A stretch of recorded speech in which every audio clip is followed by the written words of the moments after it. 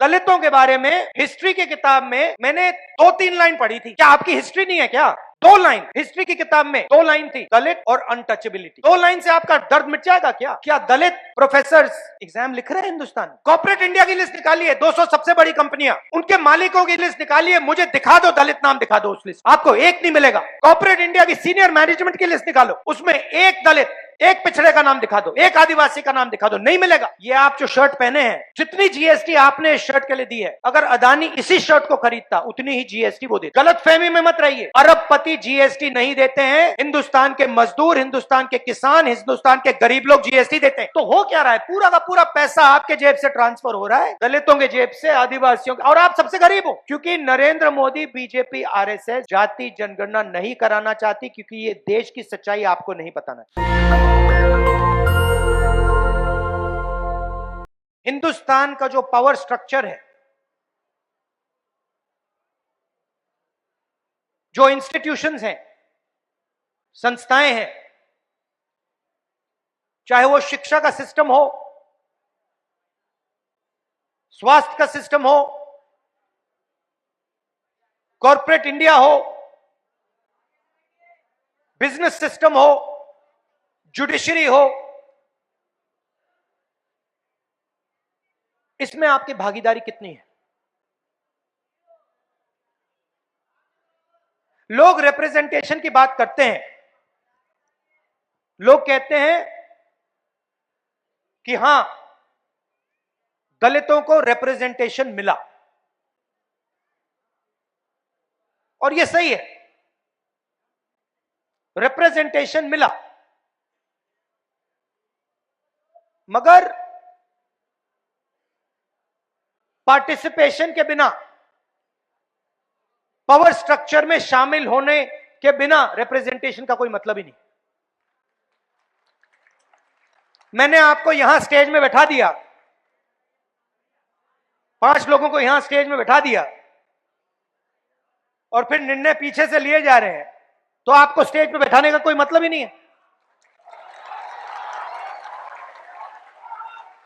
आजकल फैशन बन रहा है कि भैया देखो, एमएलए को हमने इतने टिकट दे दिए, इस जात को इतने दे दिए, उस जात को इतने दे दिए। मोदी जी बोलते हैं हां, मगर फिर आपने जो पहले एमएलए की पार होती थी वो आपने छीन लिया। लोकसभा में आपने एमपी बैठा रखे हैं, लोकसभा का एमपी एक निर्णय नहीं ले सकता, मंत्री आपने बना दिए, मगर ओएसडी आरएसएस का बैठेगा। तो कंट्रोल का सवाल है, पार्टिसिपेशन का सवाल है, भागीदारी का सवाल है। रिप्रेजेंटेशन की जगह है, मगर मेरा सवाल दूसरा है। मेरा सवाल यह है कि मैंने कहा कि ये हमारे मीडिया के मित्र हैं, उदाहरण देता हूं, मैंने कहा ये मीडिया के मित्र हैं,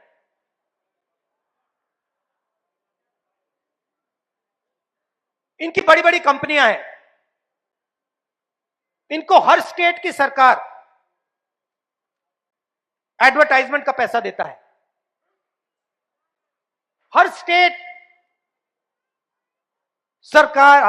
की सरकार, देश की सरकार इनको एडवर्टाइजमेंट देती है। आपने देखा होगा, देखा आपने सरकारी इश्तिहार देखे ना, तो सीधा इनकी फंडिंग हो रही है, सरकार इनकी फंडिंग कर रही है। अब मैं आपसे पूछता हूं, ये बड़ी बड़ी जो कंपनियां हैं मीडिया वाली, इनके मालिकों की आप लिस्ट निकालिए, मुझे दलित दिखा दीजिए उनमें, आपको एक दलित नहीं मिलेगा। ठीक है, शायद आप लोग कहेंगे हमें मीडिया की कंपनी कंट्रोल नहीं करनी। फिर मैं अगला सवाल पूछता हूं, ठीक है, सीनियर मैनेजमेंट की लिस्ट निकाल दीजिए, बड़े बड़े एंकर्स की लिस्ट निकाल दीजिए, बड़े बड़े एडिटर्स की लिस्ट निकाल दीजिए, मुझे दलित नाम दिखा दो उसमें। नैरेटिव ये बना रहे 15% आपकी आबादी है, 16% आबादी है आपकी, मीडिया में मैंने आपके मुद्दे कभी देखे ही नहीं है।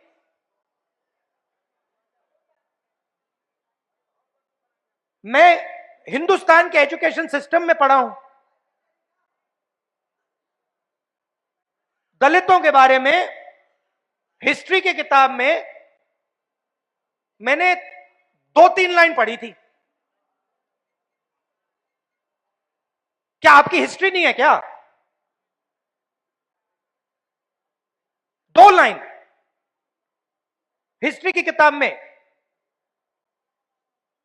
2 लाइन थी, दलित और अनटचेबिलिटी। 2 लाइन से आपका दर्द मिट जाएगा क्या? हम शिक्षा के सिस्टम की बात कर रहे हैं, उस शिक्षा के सिस्टम में आपकी कोई हिस्ट्री नहीं है, आपका कोई इतिहास नहीं है।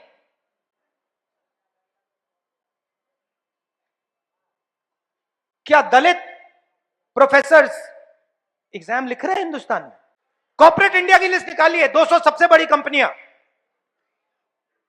उनके मालिकों की लिस्ट निकालिए, मुझे दिखा दो, दलित नाम दिखा दो उस लिस्ट में, आपको एक नहीं मिलेगा। कॉर्पोरेट इंडिया की सीनियर मैनेजमेंट की लिस्ट निकालो, उसमें एक दलित, एक पिछड़े का नाम दिखा दो, एक आदिवासी का नाम दिखा दो, नहीं मिलेगा। आप जीएसटी देते हो, ये आप जो शर्ट पहने हैं, जितनी जीएसटी आपने इस शर्ट के लिए दी है, अगर अदानी इसी शर्ट को खरीदता उतनी ही जीएसटी वो देता। गलतफहमी में मत रहिए, अरबपति जीएसटी नहीं देते हैं, हिंदुस्तान के मजदूर, हिंदुस्तान के किसान, हिंदुस्तान के गरीब लोग जीएसटी देते हैं। आप पैसा देते हो, आपके जेब से जाता है, सीधा उनके जेब में जाता है। 200 बड़ी, सबसे बड़ी कंपनियों के मालिकों में एक ओबीसी नहीं है, एक दलित नहीं है, एक आदिवासी नहीं है। तो हो क्या रहा है? पूरा का पूरा पैसा आपके जेब से ट्रांसफर हो रहा है, दलितों के जेब से, आदिवासियों के, और आप सबसे गरीब हो। कि सचमुच में किसकी कितनी आबादी है और किसको कितनी भागीदारी मिल रही है, और यह पता लगाने का एक ही तरीका है, उसका नाम है जाति जनगणना। और यह बिहार वाला जो जाति जनगणना है, मैं इसकी बात नहीं कर रहा हूं। जाति जनगणना देखना है तो तेलंगाना वाला देख लीजिए। तो जाति जनगणना क्या है, मैं आपको समझाना चाहता हूं। जाति जनगणना सिर्फ सर्वे नहीं है, पहला कदम है। जैसे चोट लगती है, मैडम आपको कभी चोट लगी है? हाथ टूटा है कभी आपका? आप अस्पताल गई थी, डॉक्टर ने पहले आपसे क्या कहा? एक्सरे कराना है। कहा नहीं कहा? किसी को चोट लगती है, डॉक्टर पहली चीज कहता है, भाई देखो एक्सरे कराओ। तो पहला कदम एक्सरे का है। जाति जनगणना हमें यह बता देगा कि दलित कौन है, आदिवासी कौन है, पिछड़े वर्ग के लोग कौन है, माइनॉरिटी कौन है, जनरल कास्ट कौन है, गरीब जनरल कास्ट कौन है, ये सब पता लग जाएगा। उसके बाद हम दूसरा काम शुरू करेंगे। हम हिंदुस्तान की सारी संस्थाओं की लिस्ट निकालेंगे, इंस्टीट्यूशंस की लिस्ट निकालेंगे, चाहे वो जुडिशरी हो, ब्यूरोक्रेसी हो, सब इंस्टीट्यूशन की लिस्ट निकालेंगे। उसमें पता लगाएंगे कि मीडिया में दलितों की असलियत में कितनी भागीदारी है, कॉर्पोरेट इंडिया में असलियत में दलितों की कितनी भागीदारी है, ब्यूरोक्रेसी में असलियत में कितनी भागीदारी। भाई और मैंने एक बात समझिए, सवाल धन का है, ठीक है? सवाल धन का है। आज क्या हो रहा है, सारा का सारा धन संस्थाओं में जा रहा है, कॉर्पोरेट इंडिया में जा रहा है, शिक्षा के सिस्टम में जा रहा है, स्वास्थ्य के सिस्टम में जा रहा है। पहले सरकारी अस्पताल होते थे, एक प्रकार से वो आपके अस्पताल थे, उसमें आपको मुफ्त में इलाज मिलता था। आज सारे के सारे अस्पताल प्राइवेट हैं। कोई बीमार होता है, दलित वर्ग का कोई बीमार होता है, तो लाखों रुपए आपके जेब से निकलते हैं। निकलते हैं नहीं निकलते हैं, है ना? कहां जाते हैं? कहां जाते हैं? प्राइवेट अस्पताल। प्राइवेट अस्पताल किसके हैं? मोदी का नहीं है, दलितों का नहीं है, पिछड़ों का नहीं है, आदिवासियों का नहीं है, अंबानी अदानी का है, अरबपतियों का है। सारे के सारे जो प्राइवेट अस्पताल है उनके मालिकों की लिस्ट निकाल दो, मुझे दलित नाम दिखा दो एक। इनको सरकारी जमीन दी जाती है, इनको रोज सरकारी जमीन दी जाती है, आप इनको लाखों रुपए देते हो, मगर मालिकों में आपका एक नाम नहीं है, कहीं भी नहीं है। तो जाति जनगणना से यह सारा का सारा साफ हो जाएगा। इसीलिए कल मैंने पार्लियामेंट में भाषण दिया, मैंने दो चीजें कही। एक, मैंने टेक्नोलॉजी की बात की, इलेक्ट्रिक मोटर की बात की, मोबिलिटी रेवोल्यूशन की बात की, और दूसरी मैंने पार्टिसिपेशन की बात की, भागीदारी की बात की, जाति जनगणना की बात की। उसके बाद प्रधानमंत्री ने जवाब दिया, 1.5 घंटा का जवाब दिया। उस जवाब में आपने जाति जनगणना शब्द सुना? क्योंकि नरेंद्र मोदी, बीजेपी, आरएसएस जाति जनगणना नहीं कराना चाहती, क्योंकि ये देश की सच्चाई आपको नहीं बताना चाहती। और मैंने निर्णय ले लिया है कि कुछ भी हो जाए,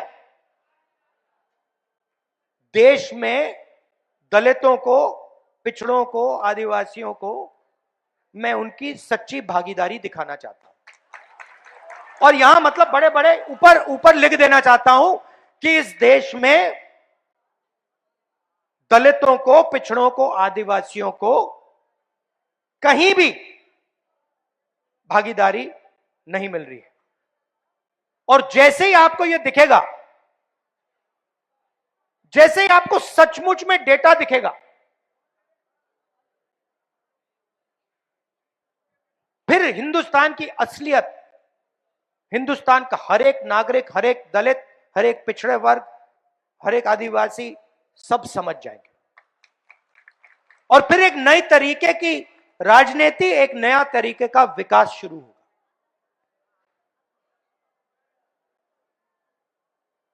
इसलिए मैं यहां आया। आप कह रहे थे, आपने मुझे बुलाया, आप कह रहे थे कि दिल्ली का चुनाव है। हां, दिल्ली का चुनाव है, उसकी जगह है, मगर यह भी फंक्शन बहुत जरूरी है। तो मैं वोट डालकर सीधा यहां आ गया। और मैं बिहार के दलितों को, पूरे देश के दलितों को कहना चाहता हूं, देखिए, ये जो संविधान है, ये हम सब कहते हैं और मानते हैं कि अंबेडकर जी की, गांधी जी की देन है, मगर इस संविधान के अंदर हजारों साल का आपका दर्द है। जो आपके साथ अपमान किया गया, जो आपको दबाया गया, जो आपको क्रश किया गया, वो सब इसके अंदर है। और यही आपको एक नया भविष्य दे सकता है, यही आपको बचा सकता है, और यही आपको देश में भागीदारी, सच्ची भागीदारी दे सकता है। इसीलिए बीजेपी और आरएसएस के लोग इसको खत्म करना चाहते हैं, क्योंकि वो जानते हैं कि जिस दिन तक यह संविधान है, उस दिन तक हिंदुस्तान के गरीब लोगों को, दलितों को, पिछड़ों को, आदिवासियों को नहीं दबाया जा सकता है। ये इसको सामने से नहीं मारते हैं, ये आप मत सोचिए कि इसको सामने से मारते हैं, सामने से इसके सामने ये मत्था टेकते हैं, सामने मोदी जी यूं करेंगे और फिर अपना काम चालू कर देंगे। अंबेडकर जी के सामने आरएसएस के आजकल सब नेता हाथ जोड़ते हैं, मगर हाथ जोड़ते वक्त जिस चीज के लिए अंबेडकर जी लड़े, जिस चीज के लिए अंबेडकर जी ने अपनी जिंदगी दी,